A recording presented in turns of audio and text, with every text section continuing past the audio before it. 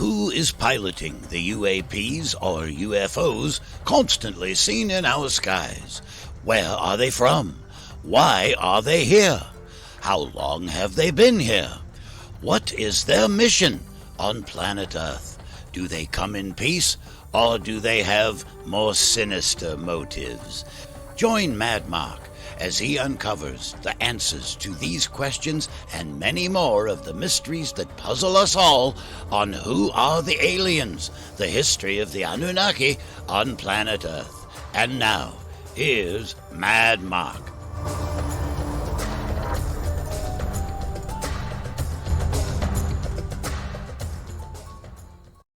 Today's episode, The 12th Planet. Hello, everyone, and welcome to Episode 3 of Who Are the Aliens? The History of the Anunnaki on Planet Earth. I, of course, am Mad Mark, and before I begin, just a quick reminder to please like, share, and comment. It helps so much. I would also like to mention that I have created a new Facebook page specifically for this show. I have put a link down in the show description, so go ahead and follow me over there. I'm hoping that this will become a place where we can all gather to discuss each episode and where you can voice your comments and questions. So please go ahead and check that out. Today we will resume our studies of Zecharia Sitchin's first book, The 12th Planet, published by Stein and Day in 1976. We are up to Chapter 6, and we're going to start off this chapter by discussing the Sumerians' advanced knowledge of the heavens and, as is the title of the book we are learning from, the 12th planet. So, if intelligent beings arrived on Earth in the distant past, where did they come from? In the 40s, 50s, 60s, 70s, whenever someone would have a sighting of a UFO or just be involved in a conversation about that topic, it was most likely Mars or Venus that would be suggested as their most probable place of origin. Obviously, due to advancements in satellite technology and space probes, we now know that that is not the case. Those two planets are incapable of supporting life, although I would like to insert a little teaser here for a future episode, actually way in the future, but we are going to get to it. Mars wasn't always incapable of supporting life. That should give you a little something to think about as we continue.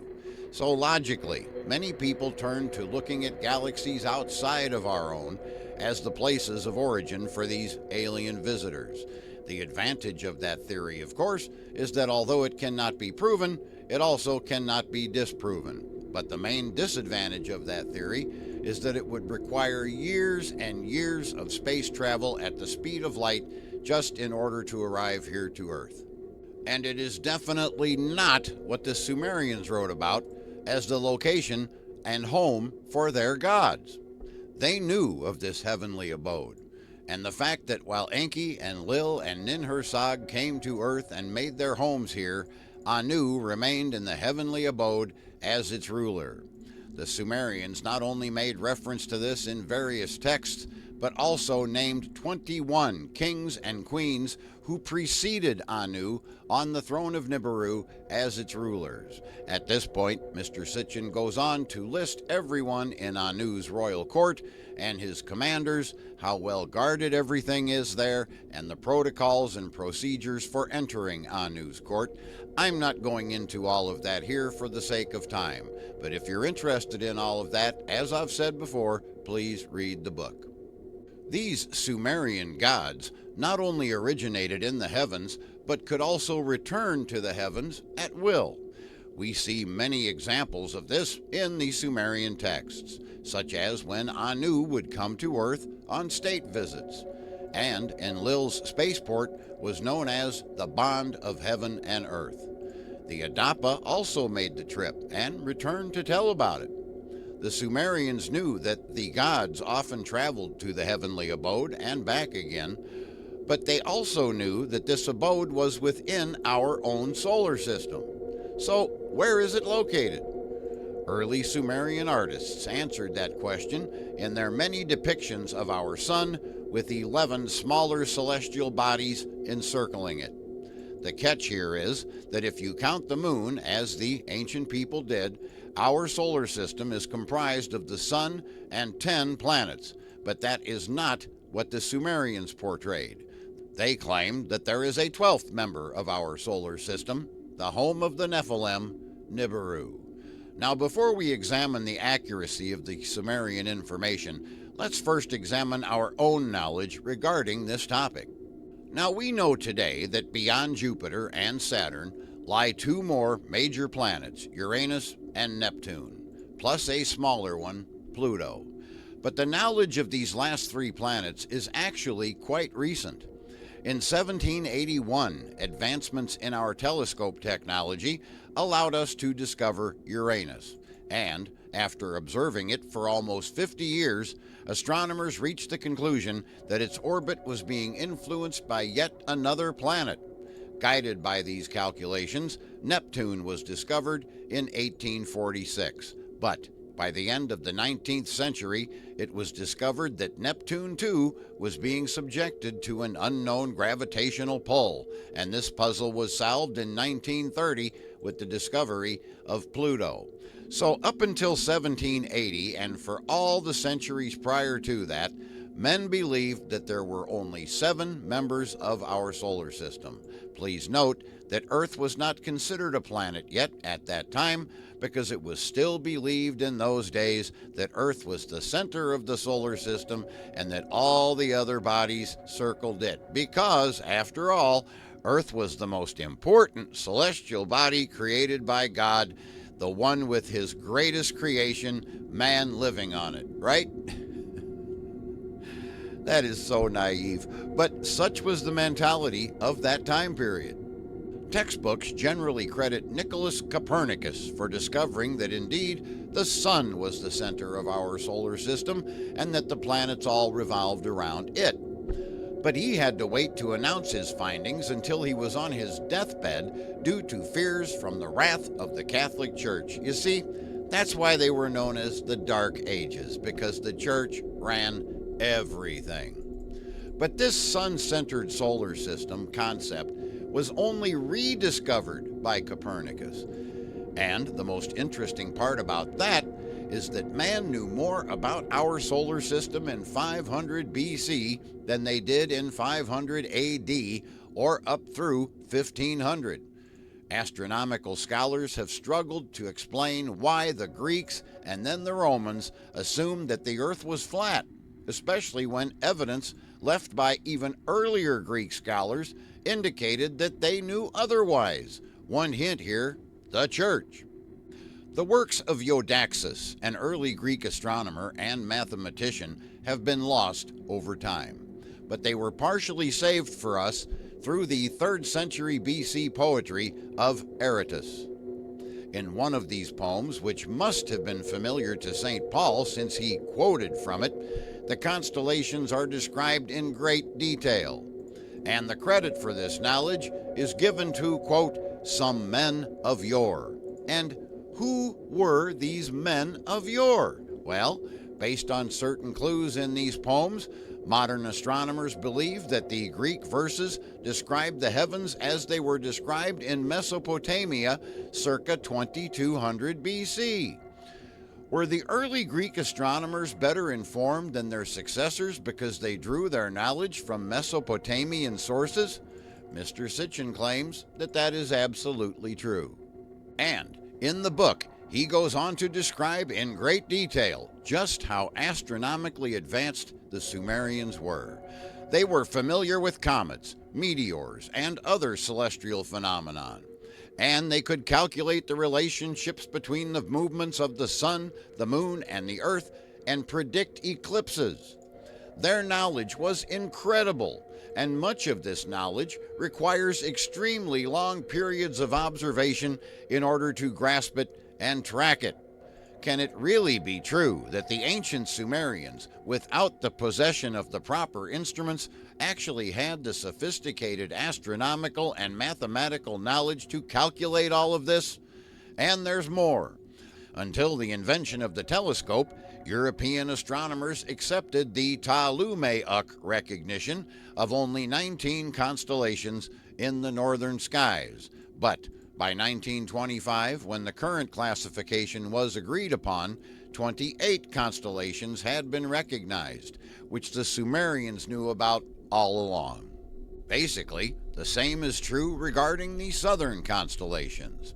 Yes, the Sumerians knew many things about the heavens that they simply should not have been capable of knowing with the instruments and science of their time, and yet they did, because of the knowledge given to them by the Nephilim, capable of space travel, arriving on Earth from another planet, roaming Earth's skies, and they were the only ones who could possess astronomical information that required millennia to develop at the dawn of mankind's civilization. So, considering all of this, do you honestly believe that the Sumerians were unaware of the 3 planets in our solar system that lie past Saturn, Uranus, Neptune, and Pluto? But there was more, because the Sumerians knew of one more planet.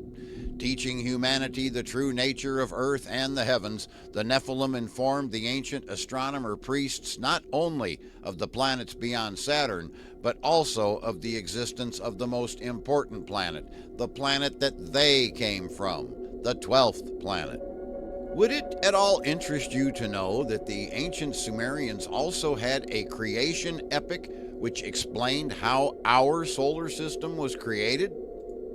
Absolutely they did. Now, if I were a teacher and you were all my students, I would definitely assign Chapter 7 for you all to read. But as informative as the creation of our solar system is, it is quite detailed and very lengthy, and it would not translate well into podcast format. So I am simply going to touch on the high points here for our purposes, but I highly recommend that you read Chapter 7 for yourselves. It is most interesting, and as you do, allow yourselves to contemplate the following questions, which will most certainly enter your thoughts, because Chapter 7 answers so many questions that our best scientists and astronomers have been debating for years, and they still have no solid answers as we speak. First of all, the burning question: how could the ancient Sumerians possibly have known this information? And secondly, how could they have known about the creation of the asteroid belt when they should not have even known that it existed? In the Sumerian creation epic, we read that there were originally 9 planets, same as now, but that one of these planets was called Tiamat, and it was located in between Mars and Jupiter, where the asteroid belt lies today. Then a new planet enters the picture, formed far out in deep space. This planet was pulled into our solar system by the gravitational forces of Neptune. This new planet was obviously still in a very plastic stage, and as it drew closer to Neptune, the gravitational forces on it increased, causing the side of the planet to bulge. Then, as the planet's orbit continued on and it reached the vicinity of Uranus, the gravitational pull on it was so great that chunks of matter began to tear away from it, creating 4 satellites or moons.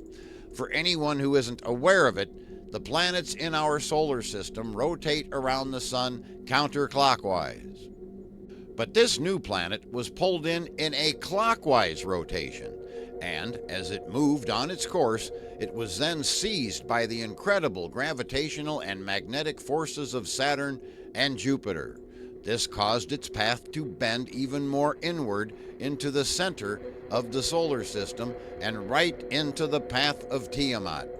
The gravitational pull of this new, larger approaching planet began to tear away parts of Tiamat as it drew closer. 11 satellites or moons were formed around Tiamat. Of these new moons, the one of particular importance to the Sumerian creation epic was named Kingu. Subjected to conflicting gravitational pulls, Kingu began to shift towards the new planet. Meanwhile, as the new planet passed Saturn, it caused Pluto, a former moon of Saturn, to tear loose from its orbit. This close proximity to Saturn also caused 3 more moons/satellites to tear away from the new planet and join the other 4 in orbit around it. So to recap, because I know this is confusing, our young unstable solar system, consisting of the Sun and 9 planets, was still in the process of stabilizing when suddenly it was invaded by a new, large comet-like planet from deep space. This new planet, coming in with a clockwise orbit, passed the huge planets of Neptune and Uranus, causing 4 satellites to tear away from it and orbit around it. As the new planet's path continued past Saturn and Jupiter, its course was bent inwards towards the center of the solar system, causing 3 more moons to tear away and form around it, and sending it on a direct collision course with Tiamat. But Tiamat and the new planet never collided. Instead, it was the satellites/moons of the new planet that crashed into Tiamat. This caused the still-forming Tiamat shape to stretch out and become elongated, and it was at that point that an immense bolt of electricity jumped as a spark from the energy-charged new planet right into the heart of Tiamat, not destroying it, but leaving it with its own electric and magnetical forces extinguished. It was that same magnetic discharge that sent Tiamat's 10 satellites/moons shooting off into the vast expanse of the heavens and creating the comets. You know, comets are the rebellious members of our solar system. They do not obey any of the normal rules that the other heavenly bodies do. Their orbits are not circular like a planet, but are instead very elongated, causing many of them to disappear from our view for literally hundreds of thousands of years at a time. And their orbits are in the opposite direction of the planets, just like the new planet's orbit is.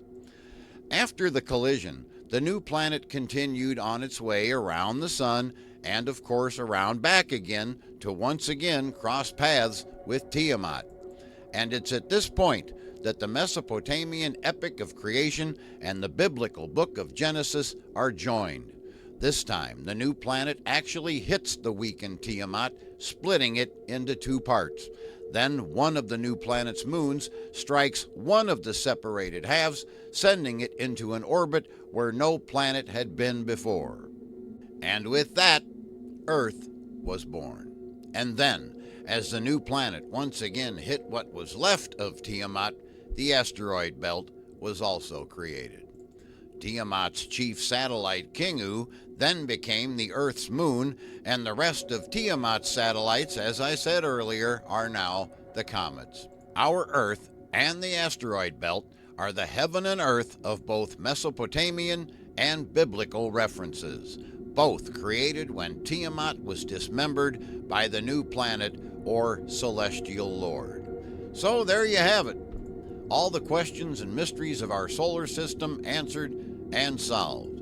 The oceanic cavities on Earth, the asteroid belt, the reverse orbits of the comets, all revealed through the Mesopotamian creation epic. Do you honestly believe that the huge scar in the western United States known as the Grand Canyon was actually carved out by that weeny little river that runs through it? Come on, man. If that were true, then explain to me exactly where the hell the Mississippi Canyon is, huh? That is a scar that was created by this ancient celestial collision, and the river came along much later. And it also explains the devastation on the moon, especially the devastation that faces Earth. Have you ever wondered where that crap comes from, since the moon doesn't rotate? All that crater damage that we see when we look up at it, where did that come from? The Earth isn't lobbing meteors and comets at the moon, so how did that damage get there?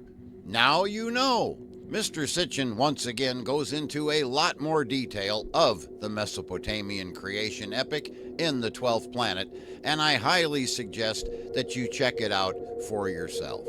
If you do choose to read it for yourself, you will notice that the new planet is referred to in the creation epic as Marduk, but the Sumerians called that planet Nibiru, and that is the name that I choose to refer to it as. Now, you may be asking yourself why, if Nibiru's orbit takes it repeatedly past where Tiamat once was located, which is relatively close to Earth, between Mars and Jupiter, why have we never seen this large bright planet? Well, whenever archaeologists uncover remains of Near Eastern civilizations, the symbol of the winged globe is usually present. Dominating temples and palaces carved on rocks, etched on cylinder seals, painted on walls. It accompanies kings and priests, it's on their thrones, hovering above them in battle scenes, the list goes on. Many clay, metal, stone, and wood objects feature this symbol. This symbol was revered by leaders of Sumer, Akkad, Babylon, Assyria, and on and on. Hittite kings, Egyptian pharaohs, Persian shahs all proclaimed this symbol as supreme, and it remained so for millennia. It's even on my necklace here. Pretty cool. Central to the religious beliefs and the astronomy of the ancient world was the insistence that the 12th planet, or the planet of the gods, was a part of our solar system, and that its grand elliptical orbit, similar to that of the comets, occasionally brought it back into Earth's vicinity. Truly, all of the people of the ancient world considered this periodic nearing of the 12th planet as a time of upheavals, great changes, and new eras. And of course, the Mesopotamian texts speak of Nibiru's periodic appearance as an anticipated, predictable, and observable event. At this point in the book, Mr. Sitchin gives several examples of biblical end times prophecies that are actually referring to the effects on the gravitational pull on Earth as Nibiru passes close by. Earthquakes, floods, and other disasters are usually common during these episodes as Earth's axial spin is affected. In the Bible, Zecharia writes, "And it shall come to pass, on that day there shall be no light. Uncommonly shall it freeze, and there shall be one day known to the Lord, which shall be neither day nor night, when at eventime there shall be light." The prophet Joel wrote that on the day of the Lord the sun and the moon shall be darkened, the stars shall withdraw their radiance, the sun shall be turned into darkness, and the moon shall be as red as blood. A cylinder seal found in Nippur actually shows a depiction of a group of plowmen looking up in awe at Nibiru, which is clearly visible in the sky. Nibiru's periodic appearance and disappearance from Earth's view confirms the assumption of its permanent solar orbit. And, as I mentioned before, its orbit is like that of many of the comets that it helped to create. Halley's Comet, for example, can only be seen from Earth every 75 years. And then there's the comet Kohoutek, which was last spotted from Earth in 1974, and astronomers calculate that it will not be seen here again for 75,000 years. Now, the fact that we have human records, albeit old ones, from history of people witnessing Nibiru from Earth suggests that its orbit is not 75,000 years like that of Kohoutek. But if that's true, why are modern-day astronomers not aware of its existence? It has been calculated that Nibiru's orbit lasts approximately 3,600 Earth years, which means that at its furthest point, it would be roughly 6 times further away from us than Pluto is, a distance from which it would not be visible from Earth. Even the known planets beyond Saturn were first discovered mathematically, not visually. Now, according to the ancient Sumerian texts, each orbit of Nibiru around the Sun is known as one shar. When the Earth does it, it's 1 year. When Nibiru does it, it's one shar. I just want everyone to understand the difference there, because it is a fact of great importance that will resurface again and again throughout this podcast, and I don't want anybody to get confused. Again, one complete cycle around the Sun for Earth is a year. One complete orbit around the Sun for Nibiru is a shar. And I think you can see where this is going. If it takes Nibiru 3,600 years to complete an orbit, then likewise Ashar is 3,600 Earth years. Berosus, the Babylonian priest, astronomer, scholar, spoke of 10 rulers of Earth before the Great Flood, and these 10 kings ruled in Mesopotamia for 120 shars, it says. Not 120 years, 120 shars. That is 432,000 years. Alaris reigned for 10 shars. Elapris reigned for 3 shars, and so on and so forth. This is according to the Sumerians' kings list, which spans the time from when kingship was lowered from heaven until the time of the deluge. Mr. Sitchin suggests that these pre-diluvial rulers were in fact Nephilim who came to Earth from Nibiru. So then it shouldn't be surprising that they would choose to measure their reigns in shars rather than in earthly years. But it's no wonder that scholars speak of the length of these 10 kings' reigns as legendary. Now, as I stated before, and I think that everyone understands this, a year is simply the time it takes for Earth to make one trip around the sun. Okay, no biggie. Now, because life developed on Earth while it was already orbiting the sun, life on Earth is patterned by this length of orbit. We each live however many years because our biological clocks are geared to just so many Earth orbits around the sun. With that being the case, there can be little doubt that life on other planets would be geared or timed to the orbital cycles of that planet. And so, if Nibiru takes 3,600 Earth years to make one orbit of the sun, well, the beings on that planet would literally seem immortal to us Earthlings. To put this in perspective, if Nibiru was spotted coming through our solar system right now, the beings on it would only have aged 1 year since it last appeared in our solar system in 1575 BC.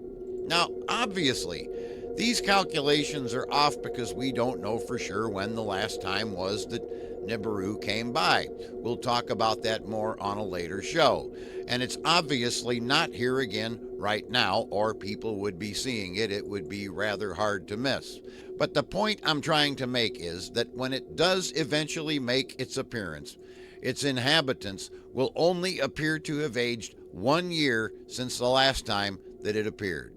Now, before we start getting into the voyages of the Nephilim to Earth, why they came here in the first place, their early settlements, and so forth, could beings physically not much different from us have evolved on another planet?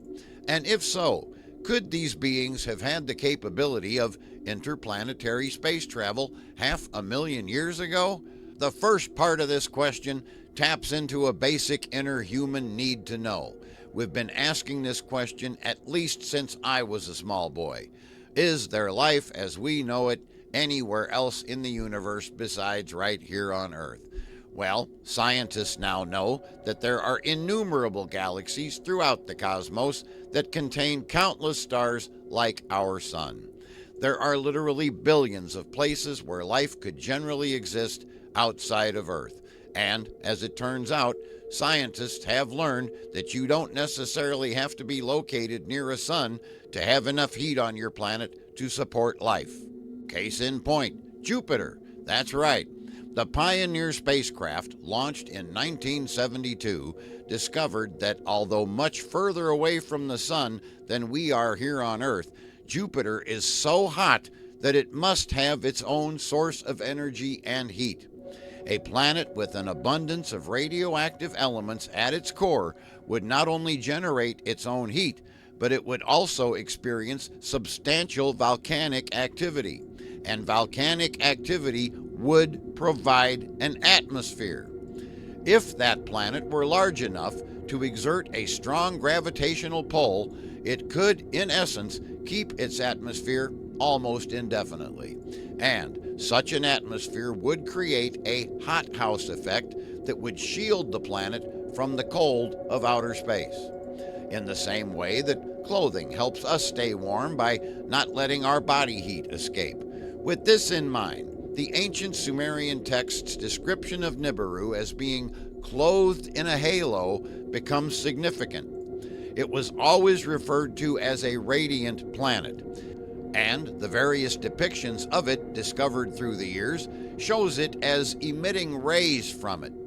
Nibiru could then be generating its own heat and retain that heat because of its atmospheric mantle. And with that, unfortunately, we have run out of time. I will pick things up from this point at the beginning of episode 4. So, what did we learn this week? Well, quite a bit actually.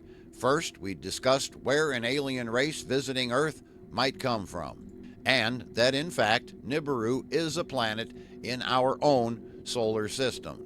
We studied how the ancient Sumerians had advanced knowledge of our solar system.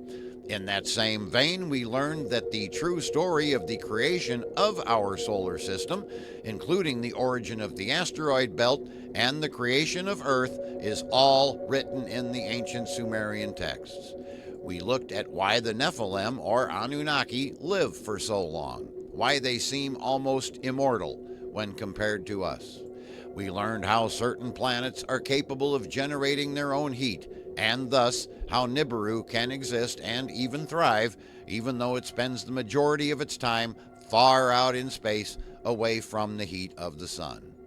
And that is where I will leave you for this episode. You have quite a lot there to digest, and we have so much more to cover and learn.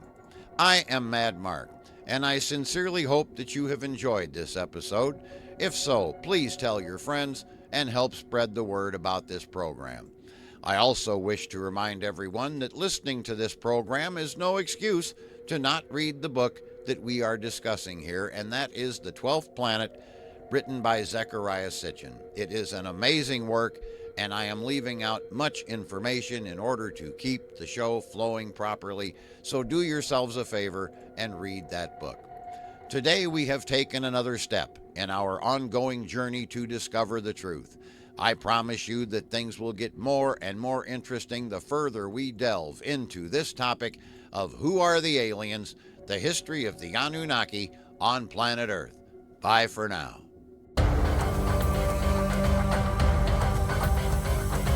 You've been listening to Who Are the Aliens? The History of the Anunnaki on Planet Earth with your host, Mad Mark. Join us again on our next program when Mad Mark will once again uncover the answers to the mysteries that puzzle mankind.